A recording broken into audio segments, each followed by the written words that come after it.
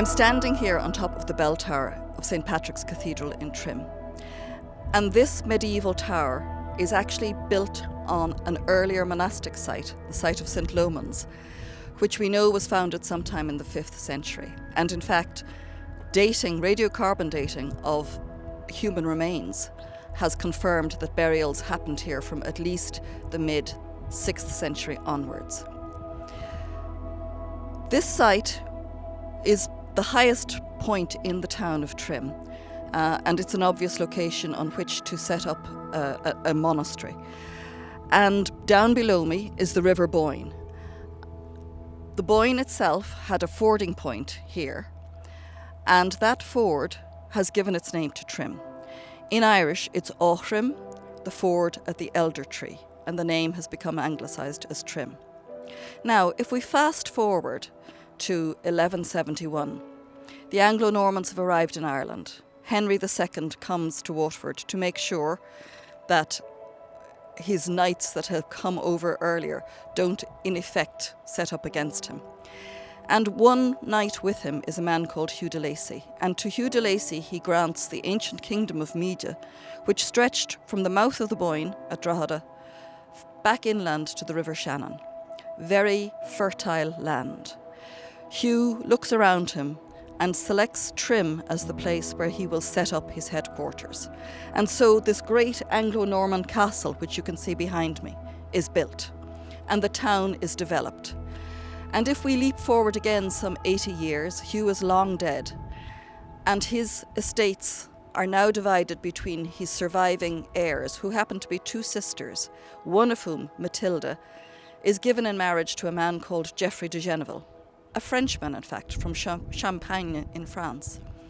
And they take on their estates and responsibilities here. They do improvements to the castle, they do improvements to the town, and they also are responsible for inviting in the Dominican friars, the order of preachers, here to Trim, and quite possibly the Franciscans as well. Trim was a thriving town at this stage, a very wealthy market town with a very rich hinterland.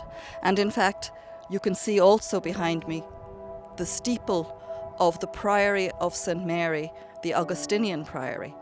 And the yellow steeple, as it's known locally, was the highest medieval building in the country. The Franciscan friars would have been down by the river, the Dominicans on the north side of the town. How do we know that Geoffrey and Matilda were involved in bringing them here? Well, there's a very interesting document called the Athenry Register, and there is a rather laconic account in that which says that Geoffrey died, now they give the date of his death incorrectly, but that he died as a friar.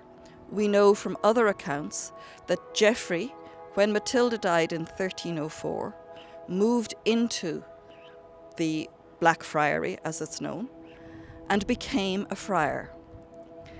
He moved there in about 1308, and he died in 1311. And the Athenry Register records that he had expended the sum of 12,000 marks on his friary at Trim. Now, this is an astounding sum of money. It's about €3 million in today's money. So what was that money spent on?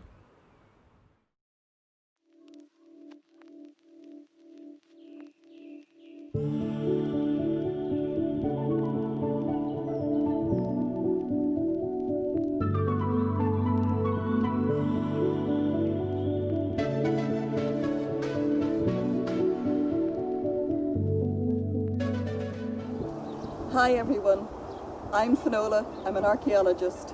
I've been digging here at the Blackfriary since 2010, and this was a medieval Dominican friary, actually one of the largest in the country that we know of. And over this series of videos, we're going to be sharing our findings with you, all the excitements we've had, the objects we've found, sharing our discoveries and our thoughts, and I really hope that you'll join us for this journey into the past.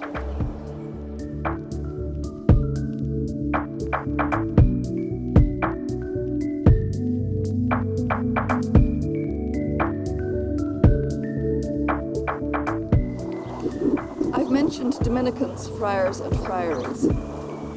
This all relates to practically a revolution in the church in the 13th century, when it was realised that it had become very disconnected from ordinary people. And the movement was spearheaded by two men in particular, Dominic de Guzman, who founded the Dominicans, and Francis of Assisi, who founded the Franciscans.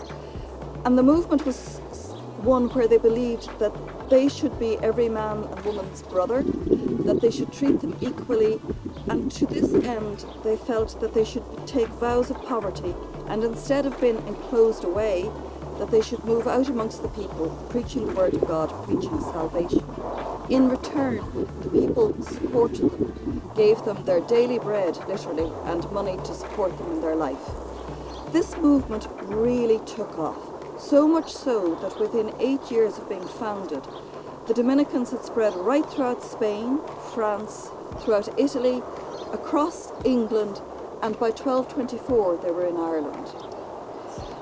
The movement was patronised by rich and poor alike, and this was why wealthy people like Matilda and Geoffrey de Geneva saw it as part of their remit to support and encourage the friars, the Franciscans and the Dominicans into their town in Trim.